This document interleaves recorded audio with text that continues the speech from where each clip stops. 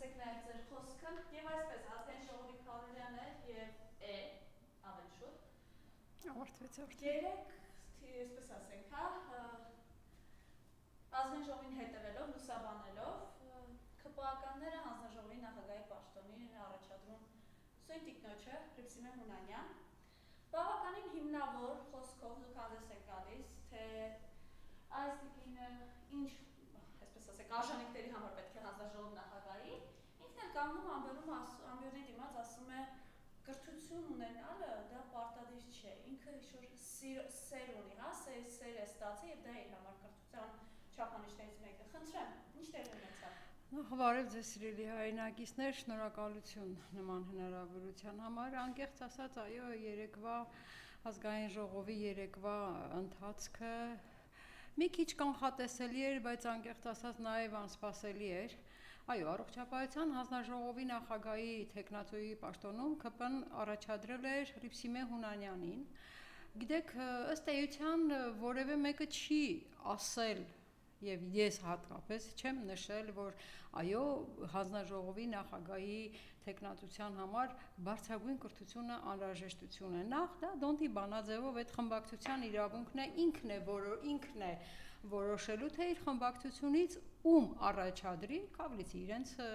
իրենց իրավունքն է եւ իրենք էլ առաջադրել են։ Պարզապես ես փորձեցի հասկանալ այ ընդհանրապես ինչ չափանիշներ են աշխատում խմբակցության կողմից որևէ պաշտոնի առաջադրման ժամանակ իրենք ինչ չափանիշներով են առաջնորդվում դա համապատասխան մասնագիտական որակյալ կրթությունն է դա համապատասխան մասնագիտական աշխատանքային փորձն է կառավարման փորձն է հատկապես հանձնաժողովի նախագահի պարագայում թե օրենսդրական նախորդ տարիների ակտիվ գործունեությունն է ընդհանրապես որ չափանիշներով են իրենք առաջնորդվում եւ կոնկրետ Հունանյանի դեպքում Հռիփսիմե Հունանյանի դեպքում որ չափանիշն է առավել ազդեցիկ եղել սա էր իմ հարցը Եվ գիտեք հետաքրքիրը ինչն է, որ այդ Հունանյանի կենսագրությունը ներկայացնող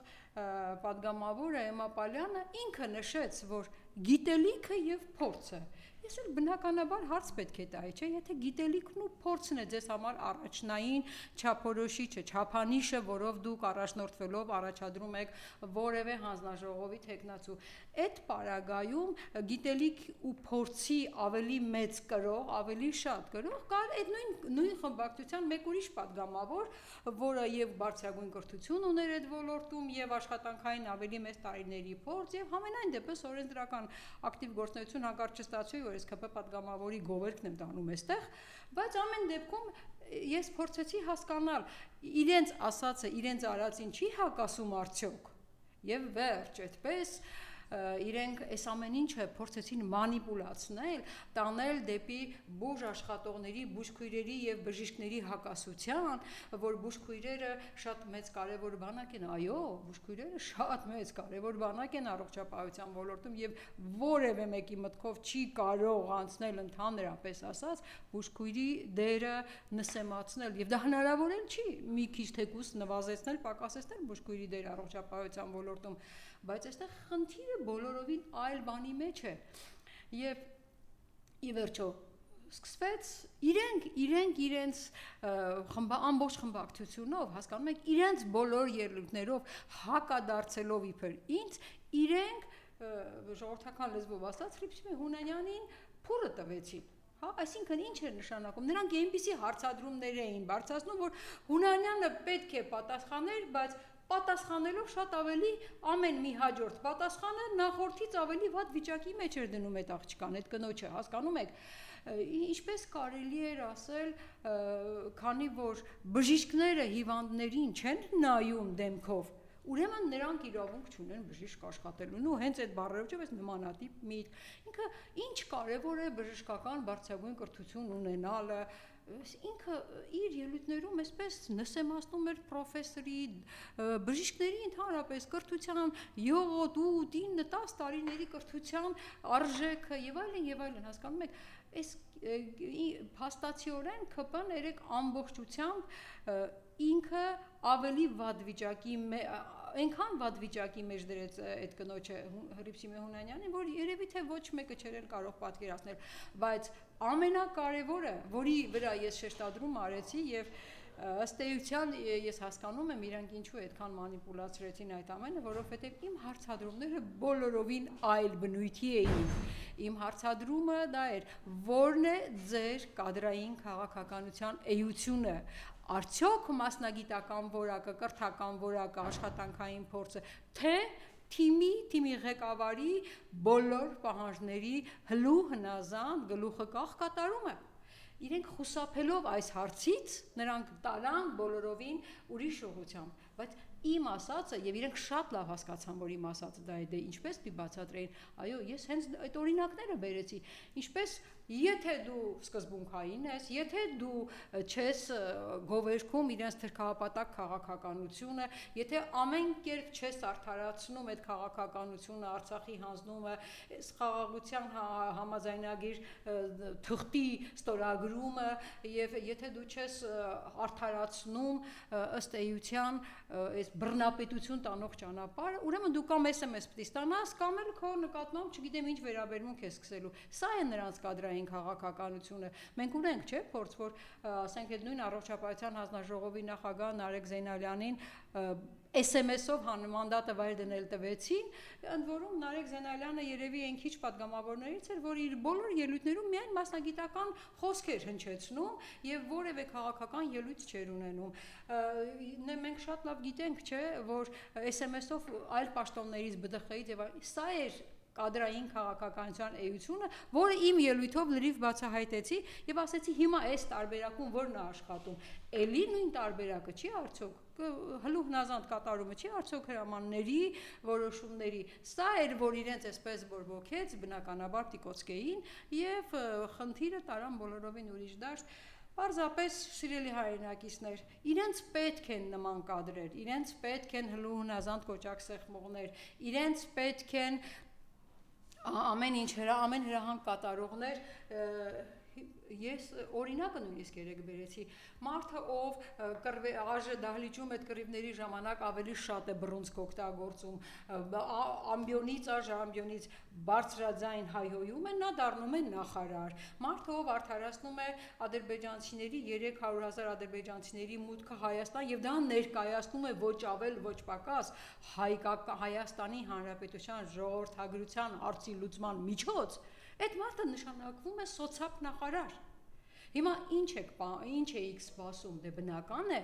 որ իրենց պետք չէ որոշակի մասնագիտական փորձառությունը, որոշակի բարձրագույն կրթությունը, որովհետև մասնագիտական փորձառությունը, բարձրագույն կրթությունը համատեղ սկզբունքայնության է բերում, իսկ իրեն հարգող մի քիչ հարգող սկզբունքային մարդը այդ ամեն հրամանները չէր կարող կատարել եւ այդ պատճառով ունեցանք այն, ինչ որ ունեցանք, ամեն դեպքում առողջապահության ոլորտի սիրելի աշխատակիցներ, սիրելի բժիշկներ, բուժքույրեր, պրոֆեսորներ, պատրաստ եղեք փորձեք մի քիչ ակտիվ լինել, որովհետև իսկապես առողջապահության նախարարության, կառավարության կողմից ներկայացված օրենքների բոլոր նախագծերը այլևս ընդհանրապես առողջապահության հանձնաժողովում շատ ավելի քիչ, պակաս մասնագիտական քննարկման են արժանանալու եւ բնականաբար ընդհանրապես կառավարությունը ինչ բերի, այդպես առանց որևէ փոփոխության հաստատվելու է եւ ոչ ոք չի կարող ըստ էության պատկերացնել, թե իրենց որոշումներով ինչ պահանջներ են դրվելու սրանից հետո բուժաշխատողների առջև մենք արդեն գիտենք անհատական լիցենզիան, մենք արդեն գիտենք, որ 26 թվականից լիցենզիայի պահանջը դրվում է, իսկ ինչ էր դա նշանակում, որ նախարարության հանձնաժողովը 5-6 հոգով, ինչ որ նախարարության կողմից նշանակված հանձնաժողով, պետք է բժիշկ պրոֆեսորից քննություն ընդունի տեսական եւ պրակտիկ գիտելիքների եւ նոր տա նրան անհատական լիցենզիա, որպեսզի այդ բժիշկը որպես բժիշկ կարողանա աշխատել, խելքի հաշեցեք։ Նախարարության նշանակած 5-6 երիտասարդ մասնագետները հանձնաժողովի անդամները կամ եթե նույնիսկ իրենց որոշակի մասնագիտական փորձ ունեցող բժիշկներ պետք է մյուս պրոֆեսորներից քննություն ընդունեն տեսական եւ պրակտիկ ու նոր անհատական լիցենզիա ստանան, այնպես որ կադրային քաղաքականությունը շատ դաժան է այս իշխանության օրոք։ Փաշինյանը երեք ազգային ժողովում էր հարց ու պատասխանը, իրեն բնորոշ տեղունից դուրս է գալիս, նորից խոսում, որ Արցախի հարցը թոքի թել էր, թոք էր Հայաստանի վզի, նախագահն էլ դրա թելերը, ինչպես ձեր գործընկեր Քրիստինե Վարդանյանն ասաց, ինչպես է ստացվում, վախվորած Ալիևի դիմաց է, գալիս եք այստեղ, այսպես առյուծ եք կտրում, եւ ԵԽԽՎ-ում տեսանք ինչ տեղի ունեցավ, ըստ էության պայթեց նաեւ այն միֆը, որ ոչ պարոն, դուք առանց որևէ նախապայմանի, առանց որևէ մի բանի դիմաց դուք հանձնել եք այլևս մեղրին։ Դա բացահայտեց նաև գերմանացի պատգամավորը ԵԽԽՎ-ի։ Խնդրեմ։ Գիտեք, ըստ էության, երբ որ Քրիստինե Վարդանյանը ասեց, որ փաստացիորեն այս մարդը ամեն ինչ կատարում, բարձրաձայն խոսում է, գոռալով խոսում է արժանամբյոնից, հոխորտալով խոսում է ընդդիմադիր պատգամավորների դեմ, բայց Ալիևի արչև ընդհանրապես գլխի կոշ համաձայնություններ է տալիս, ես չեմ էլ պատկերացնում, մեկ ինձ թվում է, որ ինչը որ խոսում է, ուղղակի կադրեր են իրականում, դա կրկնում է ուղղակի Ալիևի ասածները, դա գիտեք ինչ, հենց այսօր հանդիպում էր, չէ, ինքը երեք կամ այսօր հանդիպեց, հենց այսօր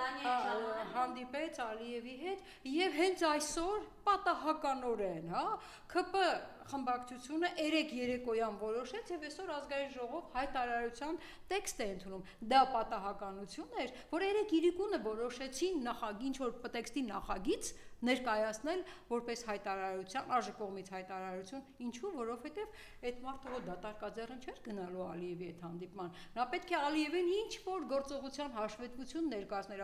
ասեր, տեսեք, ինչ գործ եմ արել, հիմա ձեզ համար բերել եմ ԱԺ այս հայտարարությունը։ Եվ այսօր այդ արեցին, այդ հայտարարությունը այս մարդիկ ընդունեցին։ Այս մարդիկ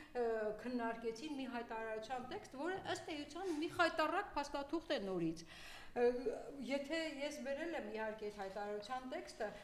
շատ չեմ ուզի սիրելի հայրենակիցներ ձեզ նման տհաճություն պատճառել այդ հայտարարության տեքստին ձեզ ծանոթացնելու, բայց մի քանի նախադասություն ամեն դեպքում ես կուզեմ էլի, որ դուք լսեք ու հասկանաք, այդ ինչ հայտարարության տեքստի մասին է խոսքը։ Այս հայտարարության տեքստի մեջ գրվում է, որ ազգային ժողովը ողջունում է նախ Վաշինգտոնյան համաձայնագրի նախաստորագրումը եւ ստորագրություններին ուղղված ջանքերը։ Այս հայտարարությունը խոսում է համաձայնագրի արդյունքում Հայաստանի պայծառ ապագայի մասին։ Համենք այս համաձայնագրի արդյունքում Հայաստանին, մենք չէ, իրենց այդ համաձայնագրով բերում են պայծառ ապագա։ Այս բառերն է այս հայտարարության մեջ գրված։ Տնտեսական բարգավաճում, առանց որևէ տնտեսական հաշվարկների հիմնավորման, ուրեմն ձեռնպահ ենք մնում կոնֆլիկտը խորհրդանշող կամ որևէ խոսույթից եւ գործողություններից։ Սա այդ ուղղակիորեն ձևակերպում է ռևանշիզմի դեմ պայքարի, այսպես ասած, ինչը որ Ալիևի պահանջն է նաեւ։ Հասկանում եք, ինչ է նշանակում, տեսեք, մենք ողջունում ենք համաձայնագրի նախաստորագրությունը։ Եկեք սիրելի հայրենակիցներ, մենք մի հատ փորձենք հասկանալ այդ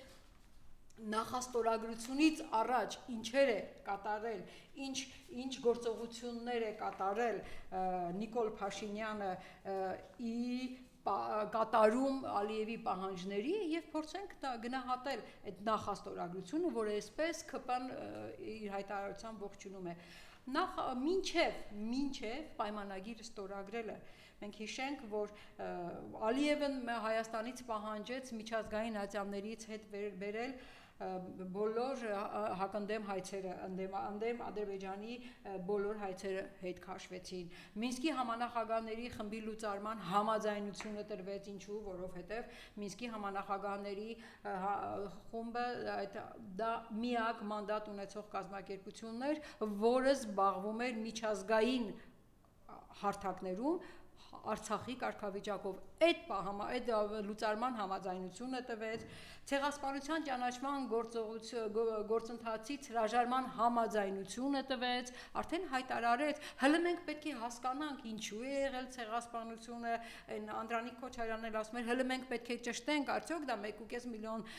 արդյոք մենք ունեցել ենք 1.5 միլիոն զոհեր, արդյոք այդ 1.5 միլիոն զոհերի ցուցակը կարող են կազմել, մոռանալով, որ իրենք մինչև օրս դեռ 44-օրյա պատերազմի զոհերի անվանական ցուցակը դեռ չեն հրապարակել։ Ինչու չեն հրապարակում, որովհետև երբ որ հրապարակեն, մարդիկ պիտի ասեն՝ բա իմ երեխան, բա իմ երեխան, բա իմ հարազատի անունը, բա իմ հարևանի անունը, եւ որովհետև այս պարագայում հենց սկսեն ավելացնել այդ անունները, թիվը ակնհայտ է դառնալու։ Իսկ իրենք ուրիշ թվերի մասին են խոսում։ Գիտեք ինչ, ցանկացած մեկ զոհ պակասը շատ ավելի լավ է, շատ ավելի լավ կլիներ եւ մենք բոլորս չեմ կարծում, որ որևէ մեկը հանկարծ կտխրեր, որ այդ թիվը 1, 2, 3-ով նվազեր, բայց հայտարարեք, այդ ցուցակը հրապարակեք, այդ ցուցակը, որ որևէ մեկը, որ զոհ ունի 44-օրյա պատերազմում, իրեն վատ չզգա, որ հանկարծ այդ ընդհանուր ցուցակում իր որդին չկա, իր որդին զոհվել է հանուն հայրենիքի, բայց այդ ցուցակում ինքը չկա։ Հրապարակեք, հələ նոր էս հրապարակեք, նոր 100 տարի առաջվա 1.5 միլիոնանոց ցուցակը կազմելու մասին խոսեք, պարոն Քոչարյան։ Եվ նախապայման էր, չէ, մինչև նախաստորագրությունը դա պայման էր նման փաստաթուղթ ստորագրելու, նման գործողություն անելու եւ ցեղասպանության ճանաչման գործընթացից հրաժարվեցին։ Հաջորդը սահմանագծում սահմանազատումը, որը որպես նախապայման նորից այս մարդիկ գնացին դրան եւ գիտեք ինչ արեցին, 12 կիլոմետր երկարությամբ հայ այդ սահմանագծում սահմանազատում, հատվածական սահմանագծում սահմանազատում, այդ միջազգային պրակտիկայում նման բան չկա, նախ սահմանագծում սահմանազատումը ամբողջ տարածքով է արվում, հետո սկսում է գործողությունները, դուք հատվածական եւ հետաքրքիրը այն է, որ այդ հատվածականի մեջ հանձնողը, տվողը միայն մենք էինք, մենք տվեցինք տարածք ու ոչինչ չստացանք փոխարենը, բա այդ որտեղ եղավ այդ բանակցությունը, փոխադարձ համաձայնությունը սահմանագծելու, սահմանազատելու, բա մի քիչ էլ դուք ստանայիք, եթե այդպես է, եթե մենք էլ ունենք դեռ տարածքներ իրենց տնօրինության տակ, որոնք պետք է հետ վերադարձեն, բա ինչու չի շարունակվում հետ վերադարձի որևէ ուղղությամբ։ Սա նախաստորագրման նախապայմաններն էին, ասենք սրանք նախապայմաններ էին, որ այդ համաձայնագիր, այդ խաղաղության թուղթը որպես այդպիսին ինքը ձեռքին ունենար, որովհետև իրեն ընտրություններից առաջ նման թուղթ է պետք։ Հաջորդը նախաստորագրության նախապայման որպես հայտարարություն, որ Հայաստանը պատրաստ է սահմանադրությունը փոխելու։ Սա հայտարարություն, որ Հայաստանը պատրաստ է փոխելու։ Եվ հիշենք, հենց դա ես ուզում եմ հիշեցնել սիրելի հայրենակիցներ, այդ ինքը ինչքան էլ ուզում է ասի, բայց այդ քննարկման ժամանակ, Վաշինգտոնյան փաստաթուղթը ստորագրելու ժամանակ, տեսեք, հենց Տրամպը ինչ ասաց, հենց Տրամպը շրջվելով դեպի Փաշինյան ասաց, Հայաստանը բացառիկ գործընկերություն է ստեղծում Միացյալ Նահանգների հետ, այդ միջանցքը զարգացնելու ուղղությամբ, որը կարող է տևել 99 տարի, իսկ հետո խոստանում են, որ կարող է ընդլայնեն, այնպես չէ, պարոն Փաշինյան։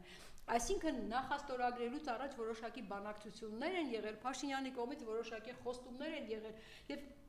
գիտեք, ես արդեն ծանոթ լինելով այս մարդկանց գործելավոճին, ընդլայնելը ես կարող եմ երկու տեսանկյունից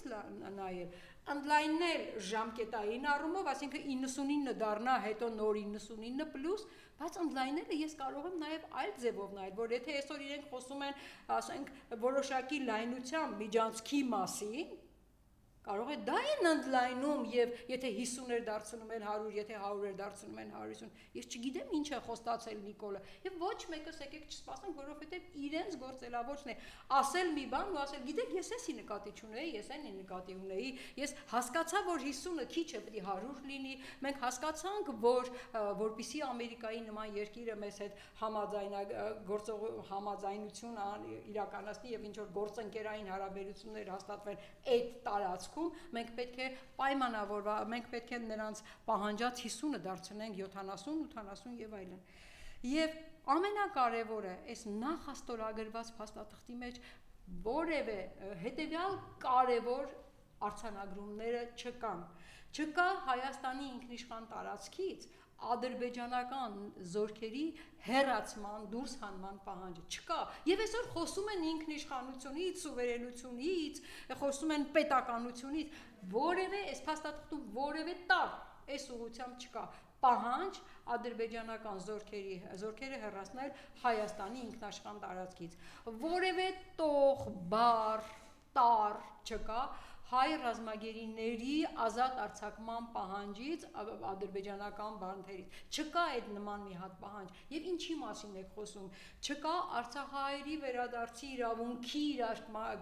կիրարկման մասին որևէ պահանջ։ Չկա Արցախում մշակութային ժառանգության այդ ոչնչացման կանխարգելման մասին որևէ պահանջ։ Այս սրանք այն կարևոր պահանջներն էին, որ առնվազն ամենակիչը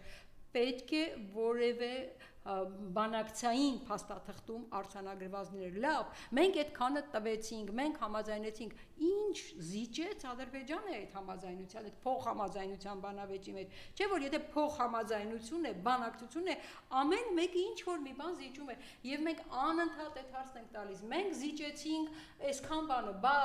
Ադրբեջանը ինչ է զիջել, ասեք մի բան, մի տառ, մի բառ, որ Ադրբեջանը զիջել է։ Ոչ, Ադրբեջանը չի զիջել, եւ դեռ ավելին Ադրբեջանը անընդհատ որ պահանջներ է ներկայացնում ստորագրելու համար, սրանք նախապայման նախաստորագրություններն էին, իսկ ստորագրելու համար արդեն Ադրբեջանը այնքան պահանջներ է հնչեցրել, որ այդքան պահանջների կատարումը վաղը մյուս օրը բերելու է ընդհանրապես Հայաստանի Հանրապետության չգոյությանը։ Առաջին պահանջը նախ հենց ուղիղ ստորագրությունից հետո Ալիևը ոչ այս կողմ, ոչ այն կողմ ամբողջ հայ հասարակությանը համարեց հիվանդ։ Բա բանակցող, խաղաղասեր, խաղաղության ձգտող, խաղաղության համար պայմանագիր կնքող երկրի ղեկավարը այն երկրի ժողովրդին, որի հետ այդ պայմանագիրը կնքել նրան հիվանդ ինչի է համարում։ Կարող է Նիկոլ Փաշինյանին տեսել, իր վարքագիծը տեսել, իրան թվում է որ ամբողջ ժողովուրդն էլ այդպես է եւ ժողովրդին համարել է հիվանդ։ Չգիտեմ, բայց դա վարկած է, որ կարող է ճիշտ դուրս գալ։ Այդ մարդը իր տեսածը պրոյեկտել է հայ ժողովրդի վրա եւ ասում հայ ժողովրդի հիվանդ է, միգուցե դա է տեսել։ Հայտարարում է Ալիևը, ուժով էլ լինի միջանցքը բացելու ենք։ Բա խաղաղության պատրաստ երկիրը, խաղաղության համաձայնագիր նախաստորագրած մարդը կարող է նման բան ասում, ուժով էլ լինի միջանցքը բացելու ենք։ Սյունիքը Ադրբեջանից խլված տարածք է։ Սա Ալիևի հերթական հայտարարությունն է։ Սա նախաստորագրելուց հետո, ստորագրելուց առաջ որպես պայման։ Ստորագրելու պայման է առաջադրված սահմանադրության փոփոխությունը, մեր Հայաստանի Հանրապետության սահմանադրության փոփոխությունը։ Ինչու՞, որովհետև մեր սահմանադրության հետ իրենք լուրջ խնդիրներ ունեն։ Իրենք լուրջ խնդիր ունեն սահմանադրության նախաբանի հետ, որտեղ հստակ խոսվում է, որտեղ հստակ ձևակերպված է ցեղասպանության ճանաչման գործընթացի շարունակումը միջազգային հարթակներում, որովհետև նախաբանում հստակ խոսվում է Արցախի երաշխավոր լինելու Հայաստանի պարտավորության մասին, եւ քանի որ Ալիևը դա դիտարկում է որպես Ադրբեջանի տարածքի նկատմամբ պահանջ, նախ պահանջել է, որ սահմանադրությունը, այսինքն այդ նախաբանը հանեն, եւ այդ Փաշինյանը եկել է եզրակացության եւ այն որոշման, որ նա սահմանադրությունը պիտի փոխել։ Ինչու՞, որովհետեւ սահմանադրության նախաբանը անփոփոխելի է եւ սահմանադրությունում մենք ունենք 203 հոդված, որով հստակ ասում է, որ առաջին, երկրորդ, երրորդ եւ 203 հոդվածները անփոփոխելի են, որ որևէ հանրակրվե չի կարող այդ փոխել եւ եթե որևէ հանրակրվե չի կարող, նշանակություն սահմանադրությունը պիտի փոխեն, որ այդ նախաբանը հանեն եւ այդ նախաբանը հանելուց հետո էլ այսօր խոսում են արդեն 4-րդ հանրապետության մասին։ Հաջորդը, որ նրանք պահանջում են ադրբեջանցիները, որպես նախապայման պահանջում են ստորագրության համար 300,000 ադրբեջանցիները պետք է գան ապրեն Հայաստանում։ Դուք պատկերացնում եք, չէ՞, դա ինչ է նշանակում 300,000 հայաստանցի ադրբեջանցիներ կան ապրեն Հայաստանում եւ ոչ այս կողմ, ոչ այն կողմ, այդ 300,000 ադրբեջանցիների անվտանգությունը պահելու համար պետք է երրորդ կողմի ուժի ներկայացուցիչներ լինեն, բայց այնպիսի երրորդ կողմի, որին վստահում է Ադրբեջանը։ Պարզ չի, որ Ադրբեջանի վստահելի ուժը ով կարող է լինել։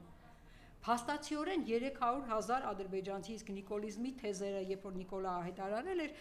չմոռանանք, ընկերներ, ոչ մի բան, սիրելի հայրենակիցներ, նրանք ոչ մի բառ հենց այնպես չեն ասում, այդ թեզերի մեջ կար մի հստակ կետ, որ Հայաստանի Հանրապետությունը պատկանում է ժողովրդին, ժողովուրդը այն քաղաքացին է, որը ապրում է Հայաստանում, հիմա ինչ է ստացվում, 300,000 ադրբեջանցին եկավ Հայաստան, դարձավ Հայաստանի քաղաքացի և դարձավ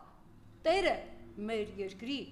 բա էլ Հայաստանը Թուրքին հանձնելը ոնց է լինում, և այսպես խոսում են սուվերեն իշխանության պահպանման մասին, սա է սուվերենությունը, ինքնիշխանությունը, ադրբեջանցիներին բերելով, լցնելով, ադրբեջանցիներին դարձնելով Հայաստանի քաղաքացի ու Հայաստանի տերը, մենք ինքնիշխանություն ենք պահպանում, տեսեք, խելքի հաշեցեք, և իրենց թվում է, որ այս ամեն ինչը իրենց կարճ խելքով մենակ իրենք են պատկերացնում, և ուրիշը հայ ժողովուրդը ունակ չէ մտածելու և ընկալելու այս ամենը։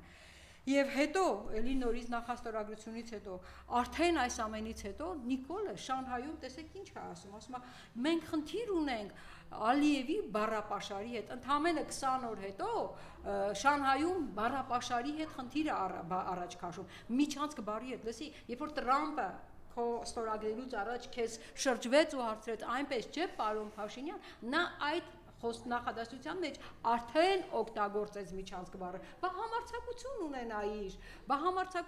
ասել ինչ միջանցքի մասին է խոսքը, բա Ալիևի հետ խոսելիս ասեիր ինչ միջանցքի մասին է խոսքը, բա այսօր հանդիպման ես, ասա Ալիև, այդ ինչ միջանցքի մասին ես խոսում, այդ բառապաշարը ինձ դուր չի գալիս, հենց այսօր ասա, բա ինչի չես ասում, այդ Շանհայում, այդ ինչ-որ դահլիճում այդ ես ասում, Էդ է քո համարձակությունը, թե կամ էլ գալիս ես աժամբյոնից բարձր գոռում ես, ինչ միջանցքի մասին է խոսքը, միջանցք չկա, լսի, հենց հիմա Ալիևի դեմ նստած ես, ասա, որ դու համաձայն չես միջանցք բառին, թե չէ Ալիևն ասում է, ուժով էլ լինի միջանցքը բացելու ենք, եթե այդքան համարձակ ես, այդքան քեզ սուվերեն իշխանության տեր ես զգում, այդքան ժողովրդարը, դե այդ բանը հայտարարի, Հաջորդը հենց 3 ադրբեջանական իշխանության խոսնակ, հա, այդ խոսափող ավելի շուտ կարելի ասել, ԶԼՄ-ն այսպիսի մի հայտարարություն է արել, նա բողոքարկել է այն մտքերի համար, որ մենք խոսում ենք արցախահայերի վերադարձի մասին, նա ասում է, չէ, որպես Ադրբեջանից եկած Արցախի փախստականների մասին, ասում է, նրանք փախստականներ չեն, նրանք կամավոր են վերադարձ, նրանք փախստական բառի դեմ են արդեն պայքարում, հենց երեկը հայտարարել իրենց խոսնակը, նրանք ասում են, որ Լեռնային Ղարաբաղ այդպիսի միավոր գոյություն չունի, կա ընդամենը Ղարաբաղի տնտեսական շրջան, հենց երեկը իրենց իշխանության խոսափողը ասել, և իրենք են գնահատակին ինչն է, որ իրենք երեք գնահատել են Նիկոլի այս արասները միջանցքի դեմ Շանհայում բողոքի, ասում են, գիտեք ինչ կա, ասում են, այդ ամեն ինչը հասկանալի է, որովհետև Նիկոլը պատրաստվում է ընտրությունների, սա նախընտրական քարոզչության մեխանիզմ է, ինքը հասկացել է, որ այս ամեն ինչը ժողովուրդը ծանր է տանում, ինքը վերընտրվելու շանսեր քիչ ունի, դրա համար սկսել է կամաց ինչ-որ բաներում խաբել, ինչ-որ բառերի դեմ բողոքարկել, և իրենք հենց այդ բառերի դեմ են, հենց այդ բառերն են հակադարձում Նիկոլին, հասկանում եք, Ադրբեջանը ինքը, Ադրբեջանի իշխանության խոսափողը ինքն է ասում, որ այս ամեն ինչը ընդամենը նախընտրական քարոզչական միջոց է, գործիք է ընտրություններում, հատկապես առաջիկա թիմ ընտրություններում, որևէ շանս ունենալու, որևէ քանակությամբ քվե ունենալու, սա իր գործընկեր, իր կառուցողական ստորագրությունը փաստաթղթի վրա տված ադրբեջանական իշխանությունն է։ Եվ այս ամենից հետո ամենակարևորը, որ ես կուզեի ասել, Նիկոլը Շանհայից հետո հիմա էլ գնում է ԵԽԽՎ և այնտեղ ԵԽԽՎ-ի դահլիճում խոսելով Հայաստանը ներկայացնում է որպես ժողովրդավարության բաստիոն և այն պարագայում, Եվ գիտեք, ամենակարևոր նվաճումները այդ ժողովրդավարության բաստիոնի, որ նա ներկայացնում է, ընտրություններն են, որ Հայաստանում ընտրությունները չեն կեղծվել 18 թվականից հետո, մինչև այդ կեղծվել էին 18-ից հետո չեն կեղծվել, որ Հայաստանում նույնիսկ քաղաքներում ընդդիմադիր ուժերը համայնքի ղեկավարներ են ընտրում, եւ դա շատ նորմալ է դիտարկվում իրենց հայտարարած, իրենց կառուցած ժողովրդավարության բաստիոնում։ Լսիր, ում ես խափում։ Այդ մարդիկ հո գիտեն, որ այն բոլոր համայնքներում, որտեղ ընդդիմադիր ուժը հաղթանակ է տարել, այդ բոլոր համայնքներում ամեն ինչ անում են, որպեսզի ընդդիմադիր ընտրված ղեկավարը չմնա հանկարծ։ Վանաձորը ամենավառ օրինակն է։ Վանաձորին, որ ընտրել է Մամիկոն Աստանյան դաշինք, արդեն 25-26 թվականին ավարտվում է ընտրությունների ժամկետը, ինքը 4 տարուց ավել է իր ընտրած ղեկավարը չլի։ Լսեք, Նիկոլ Փաշինյան, ՆՓ, Նիկոլ, դու գողացել ես իմ մյուս վանաձորցիների ընտրելով համայնքի ղեկավար ունենալու իմ իրավունքը։ Դու գող ես, դու գողացել ես իմ այդ իրավունքը եւ այսօր խոսում ես ժողովրդավարությունից։ Ինչ ունենք Ախուրյանում, ինչ ունենք Ալավերդում, ինչ ունենք Վարդենիսում, ինչ ունենք Բերդում, ուր են այդ համայնքի ընտրված ընդդիմադիր ղեկավարները, եւ ոչ այս կողմ, ոչ այն կողմ ունենք փարաքարում սպանություն, եւ գիտեք ամենակարևորը, որ Նիկոլ Փաշինյանը հայտարարում է միանգամից, ինքը սցենար է գծում է ինչպես է կատարվել հանցագործությունը։ Երեք հանցագործությունը կատարվել էր, այսօր սցենարը գծում է։ Եթե դու այդքան լավ գիտակ ես այդ սցենարի, նշանակում է դու այդ սցենարը մշակողն ես եղել։ Եթե դու այդպես հստակ գիտես, որ այս սցենարով է կատարվել, դու ով ես, դու ընդհանրապես վարչապետ ես, եւ դու սցենար ես գծում որևէ հանցագործության։ Իսկ որևէ հանցագործություն, երբ որ ուզում են բացահայտել, նա հասկանում են, փորձում են հասկանալ այդ հանցագործության մոտիվացիան։ Այդ հանցագործությունից ով ինչ շահ կարող էր ստանալ, ովքեր կարող էին շահ ունենալ այդ հանցագործությունից, իսկ ովքեր կարող էին շահ ունենալ Փարաքարի համայնքի ղեկավարի սպանությունից։ Այո, ես չեմ բացառում, որ դա կարող էր վրեժխնդրության վարկածը լինել, բայց մյուս վարկածն էլ կա, չէ, որ ընդդիմադիր ուժը հաղթել է, իշխող ուժի համար դա պարտություն էր մեծ, խայտառակ պարտություն էր եւ այդ ընտրված ընդդիմադիր ուժի ղեկավարի այլևս չլինելու սպանությունը կարող է մոտիվացիա լինել նման բան կազմակերպելու հենց իշխող ուժի կողմից։ Սա վարկած է, որը իրավունք ունի գոյություն ունենալու։ Իսկ արդյոք որևէ մեկը քննչականից այս վարկածով գնացել։ Իհարկե չէ, որովհետև ուղիղ հաջորդ օրը վարչապետը սցենարը գծել է, այդ նույնը կատարվեց, հիշենք, այն մեր 15 զինվորների, երբ որ վառվեցին նրանք այդ գյուղում, վառվեցին եւ ուղիղ հաջորդ օրը վարչապետը սցենարը գծեց ինչա կատարվել, դու ինչ գիտես այնտեղ ինչա կատարվել եւ դու ընդհանրապես ինչ իրավունք ունես որևէ քննչական մարմնի գործունեությանը, գործողություններին միջամտելու եւ դեռ միջամտելը քիչ է, ուղղակի սցենարը գծելու եւ նենց հաստատվում, որ ինչ սցենարով որ վարչապետը Նիկոլը գծում է, գրում է, այդ սցենարը չգիտես ոնց հաստատվում է։ Դե լսի կամ դու, այսպես ասած, տեսիլքով զգում ես այդ ամեն ինչը, կամ դու ես կազմակերպել, որ շատ լավ գիտես ինչ է կատարվել ու այդպես ներկայացնում ես։ Ինչի մասին է խոսքը։ Այո, ընդդիմադիր համայնքապետերը կամ ձերբակալվում են, կամ գնդակահարվում են եւ սա ժողովրդավարության բաստիոնի, ձեր ասած բաստիոնի պատկերն է։ Սա է ժողովրդավարությունը, որ ԵԽԽՎ-ում այդպես խոսում ես։ Եվ այն ԵԽԽՎ-ում, որը այսօր արդեն չմոռանանք ասել, որ եվրոպական հարթակները այսօր ակնհայտորեն երկակի ստանդարտներ են կիրառում որևէ երկրում որևէ գործողությունները գնահատելիս։ Հիշենք ԵՄ դեսպան Վիկտորինի հայտարարությունը մեր մոտ Երևանում հունիսի 12-ի այդ դեպքերից հետո։ Հələ պետք է մտածեմ, ասում է, ոստիկաններն ինչու է տարեցին, հələ պետք է հասկանալ, ոստիկանները ինչու նռնակներ նետեցին բողոքի ցույց անող քաղաքացիների վրա։ Եվ սա եվրոպական հարթակ էր ներկայացնում, Եվրոմիության դեսպանն էր Հայաստանում, եւ հիմա այդ հարթակ կներեք, բայց նման հարթակները արդեն իրենց երկակի ստանդարտների կիրառմամբ որոշակի մտահոգություններ են առաջացնում մեր ժողովրդի առաջ։ Եվ խոսել ժողովրդավարության կայացման մասի եւ հատկապես որպես դրա ապացույց բերել թիմ ընտրություններում ընդդիմադիր ուժերի հաղթանակը, դա ծաղր է ժողովրդավարությանը, որովհետեւ քչից շատից տեղյակ որևէ եվրոպացի շատ լավ գիտի, որ Հայաստանում որևէ խոսք ժողովրդավարության մասին չկա։ Այսօր Հայաստանը տոտալ բռնապետության է գնում եւ ԿՊ պատգամավորները ուղղակիորեն դարձել են այդ դեպի բռնապետություն ճանապարհը հարթողները եւ ես ինչպես միշտ ասել եմ ու ելի եմ ասելու, ոչ մեկին չթվա, որ որևէ չարիք անպատասխան է մնալու։ Չարիքը միշտ պատժվում է։ Ընդունեք թե չընդունեք, ուզեք թե չուզեք, եւ այդ չարիքը միշտ իր վերջը ունի։ Այդ նույնը լինելու է նաեւ ԿՊ-ի ու ՆՓ-ի հետ, համոզված եղեք։